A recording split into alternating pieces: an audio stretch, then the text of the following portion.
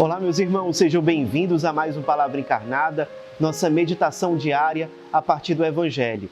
O Evangelho de hoje, quinta-feira, dia 10 de fevereiro, está em Marcos, capítulo 7, versículos de 24 a 30. Mais uma vez, nós nos reunimos em nome do Pai, do Filho e do Espírito Santo. Amém. Vinde, Espírito Santo, vinde por meio da poderosa intercessão do Imaculado Coração de Maria, vossa amadíssima esposa. Vinde, Espírito Santo, vinde por meio da poderosa intercessão do Imaculado Coração de Maria, vossa amadíssima esposa. Vinde, Espírito Santo, vinde por meio da poderosa intercessão do Imaculado Coração de Maria, vossa amadíssima esposa. Diz o Evangelho de hoje: naquele tempo, Jesus saiu e foi para a região de Tiro e Sidônia. Entrou numa casa e não queria que ninguém soubesse onde ele estava, mas não conseguiu ficar escondido. Uma mulher que tinha uma filha com o espírito impuro ouviu falar de Jesus. Foi até ele e caiu a seus pés. A mulher era pagã, nascida na Fenícia da Síria. Ela suplicou a Jesus que expulsasse de sua filha o demônio. Jesus disse: deixa primeiro que os filhos fiquem saciados, porque não está certo tirar o pão dos filhos e jogá-lo aos cachorrinhos. A mulher respondeu: é verdade, Senhor, mas também os cachorrinhos, debaixo da mesa, comem as migalhas que as crianças deixam cair. Então Jesus disse: por causa do que acabas de dizer, podes voltar para casa. O demônio já saiu de tua filha. Ela voltou para casa e encontrou sua filha deitada na cama, pois o demônio já havia saído dela. Meus irmãos, nós estamos diante de um trecho muito bonito do Evangelho. Jesus fez algumas viagens missionárias, digamos assim, por vários lugares da Galileia, entre os judeus.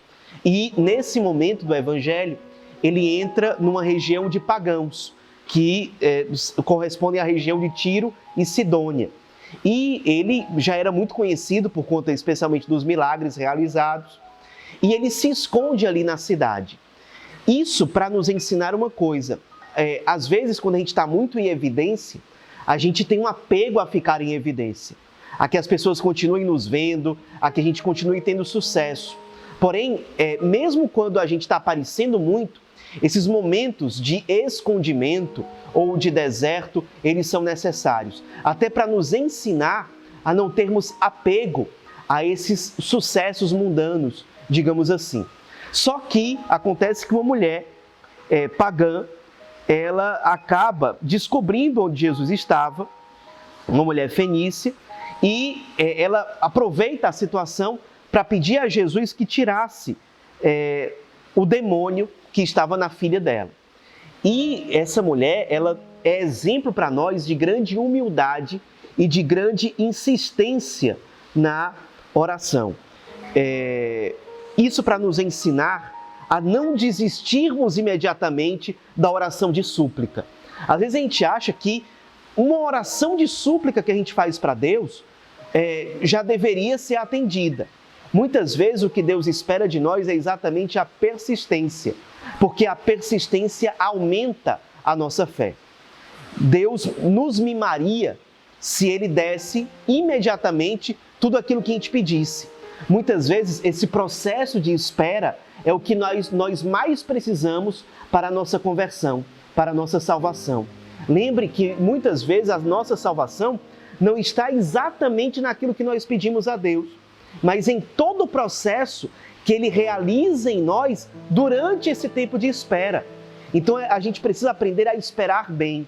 Esperar bem significa perceber o que Deus está realizando em nós, ou o que Ele quer realizar, e nos abrirmos a esse processo de conversão durante o tempo de espera, que muitas vezes corresponde a fazer aumentar em nós a fé, a fazer aumentar em nós a confiança em Deus, a retirar de nós a autossuficiência, e uma série de outras coisas. Muitos vícios são vencidos em nós durante esse tempo de espera, quando o tempo de espera é bem vivido. E Jesus, ele inclusive colocou uma dificuldade a mais ali durante a súplica daquela mulher. Ele diz, olha, não é correto eu pegar o alimento dos filhos e jogá-lo para os cachorrinhos. Os cães ou os cachorrinhos naquela época eram um símbolo da pessoa pecadora, assim como os pagãos eram vistos. Os pagãos, já que eles estavam fora da fé verdadeira, eram considerados como pessoas imersas no pecado. E aquela mulher, ela nos dá um exemplo ainda. Às vezes, enquanto a gente está pedindo a Deus certas coisas, a gente se sente rejeitado por Deus, porque a gente sente que está fazendo tudo certo. Mas a gente começa a ter problemas na vida, uma doença, uma dificuldade financeira, uma dificuldade de relacionamento.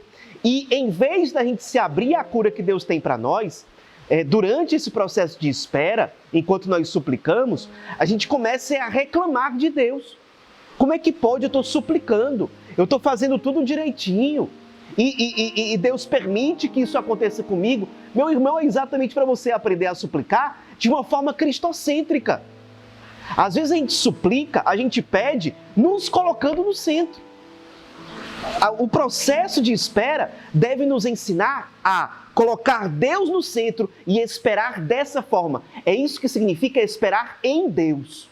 É esperar colocando-o no centro. E muitas vezes é isso que Deus quer realizar em nós. E aquela mulher nos ensina isso, aquela mulher pagã. Olha, ela continua suplicando, ela não se abate com aquilo, ela não coloca o ego dela no centro. Já pensou se ela colocasse o ego dela no centro? Ela ia se sentir ofendida, ela ia se sentir muito mal. Não, mas não é esse o foco. Enquanto ela reza, não é ela que está no centro. E é assim que nós devemos rezar também. E aí ela dá uma resposta muito sábia. Olha, mas até os cachorrinhos ficam com as migalhas que caem da mesa de seus donos. É como se ela estivesse dizendo, olha, realmente eu sou pecadora. Eu não quero o banquete principal, mas eu quero um pouquinho dessa graça. Porque para mim já é o suficiente para eu mudar. Essa mulher, já que ela era considerada uma pecadora porque era pagã, nos ensina que quando nós estamos em pecado, a pior coisa que nós podemos fazer é abandonar Deus de vez. Se nós nos sentimos fracos para vencer o pecado, o primeiro passo é com toda humildade, em espírito de súplica, pedir a Deus a graça da conversão e pedir muito e dar passos para que isso verdadeiramente aconteça. E aí Jesus, claro, ele é sábio, ele é a sabedoria encarnada, ele sabe de tudo. E aí ele aparentemente muda de planos e acaba oferecendo a cura para a filha daquela mulher, dizendo, olha, pode voltar para casa, o demônio saiu lá da sua filha. Parece que Jesus está mudando de ideia, mas ele, com toda a sua sabedoria, ele está nos ensinando uma coisa. Muitas vezes, durante a nossa missão, nós temos, e como devemos ter, certos parâmetros, certas estruturas que nos ajudam na missão.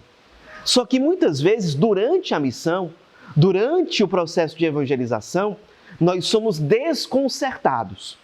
E um erro que a gente poderia ter é um apego exagerado aos planos e às estruturas. Jesus se permitiu passar por essa situação para nos dar essa lição, esse ensinamento. Se ele fosse exageradamente apegado a regras, a planos, a estruturas, ele não faria essa cura. Ele não expulsaria esse demônio.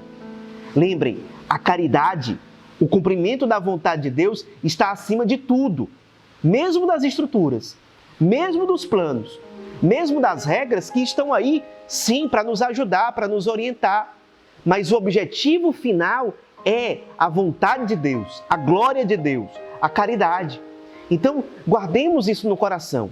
Será que em certas posturas nós não estamos colocando planos, regras, estruturas acima da vontade de Deus? Será que nós estamos abertos à graça do Espírito Santo que age onde quer? O Espírito Santo que por natureza é criativo. Isso não significa relativizar as estruturas, as normas, não é isso.